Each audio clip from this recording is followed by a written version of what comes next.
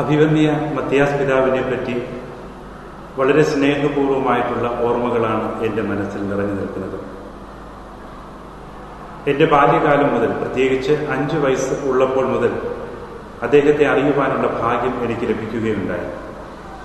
പുനലൂർ ഇടവകയുടെയും അതിനു ചുറ്റുപാടുമുള്ള സബ് സ്റ്റേഷനുകളുടെയും ഇടവക വികാരിയായി അദ്ദേഹം ഇവിടെ സ്ഥാനമേൽക്കുന്ന സമയം മുതൽ സമഗ്രമായ ഒരു വികസനത്തിന് അദ്ദേഹം നാന്ദി കുറിക്കുകയുണ്ടായി. വിദ്യാഭ്യാസ ടെക്നിക് സ്ഥാപനങ്ങൾ സ്ഥാപിക്കുകയും സാമൂഹ്യ പ്രവർത്തനങ്ങളിൽ ഏർപ്പെടുകയും ചെയ്യുക അദ്ദേഹം വളരെ തീവ്രമായി ചെയ്ത കർമ്മ പരിപാടികളായിരുന്നു. ഒരു പുരോഹിതനെന്ന നിലയിൽ ദൈവത്തിൻ്റെയും ജനത്തിൻ്റെയും മധ്യ നിന്നുകൊണ്ട് ദൈവത്തിനോട് യാചിക്കുകയും തൻ്റെ ബലി അർപ്പിക്കുകയും ചെയ്യുന്ന ഒരു മാതൃകാ പുരോഹിതനായിരുന്നു അഭിവന്യ മത്തിയാസ് പിതാവ്.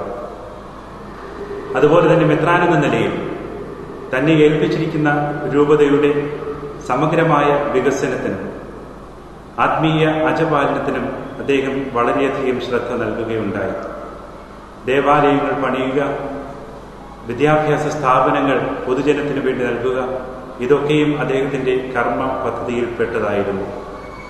സഭയെ സംരക്ഷിക്കുന്നതിനും അബദ്ധ പഠനങ്ങളിൽ നിന്ന് സംരക്ഷിക്കുന്നതിനും അദ്ദേഹം വളരെയധികം ശ്രദ്ധ നൽകുകയുണ്ടായി.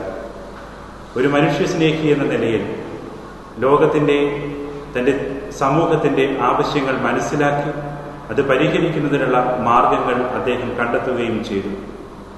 ഒരു കർമ്മയോഗിയും നിഷ്കാമ കർമ്മത്തിന്റെ ഉടമയുമായ അദ്ദേഹത്തിന്റെ മുമ്പിൽ ഞാൻ ഹൃദയപൂർവ്വം ആദരാഞ്ജലി അർപ്പിച്ചുകൊള്ളുന്നു.